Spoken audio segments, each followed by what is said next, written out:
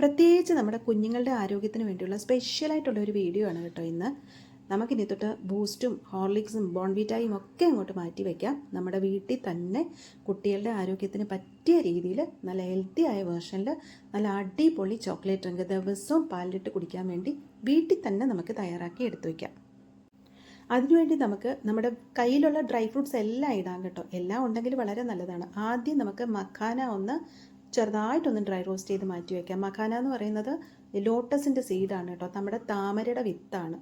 ഇനി അടുത്തതായിട്ട് പൊരികടല ഒന്ന് ഡ്രൈ റോസ്റ്റ് ചെയ്ത് പ്രത്യേകം മാറ്റി വയ്ക്കാം. ഇനി നമ്മുടെ അടുത്ത് കപ്പലണ്ടി ഉണ്ടെങ്കിൽ അത് കുറച്ചിട്ട് ഡ്രൈ റോസ്റ്റ് ചെയ്ത് മാറ്റി വയ്ക്കാം. ഇനി നമുക്ക് ബാദാം, പിസ്ത, കാഷ്യൂസ്, വാൽനട്ട് ഇതുപോലെ ഉള്ള ഡ്രൈ ഫ്രൂട്ട്സ് എല്ലാം പ്രത്യേകം ഒന്ന് ഡ്രൈ റോസ്റ്റ് ചെയ്ത് മാറ്റി വയ്ക്കാം. ഇനി sunflower seed, pumpkin seed, flax seed ഇതുപോലുള്ള നട്ട്സ് എല്ലാം ഒന്ന് ഡ്രൈ റോസ്റ്റ് ചെയ്ത് മാറ്റി വയ്ക്കാം.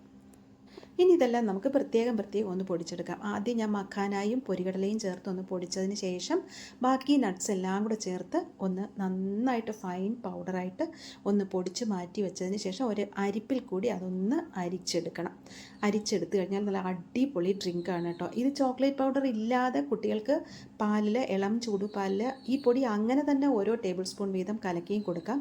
പിന്നെ നമ്മുടെ കുട്ടികൾ എപ്പോഴും ചോക്ലേറ്റ് ലവേഴ്സ് ആണല്ലോ, അവർക്ക് ആ ചോക്ലേറ്റിൻ്റെ ഒരു ഫ്ലേവർ ഉണ്ടെങ്കിൽ അവരറിയാതെ തന്നെ ആസ്വദിച്ചത് കുടിച്ചു പോകും.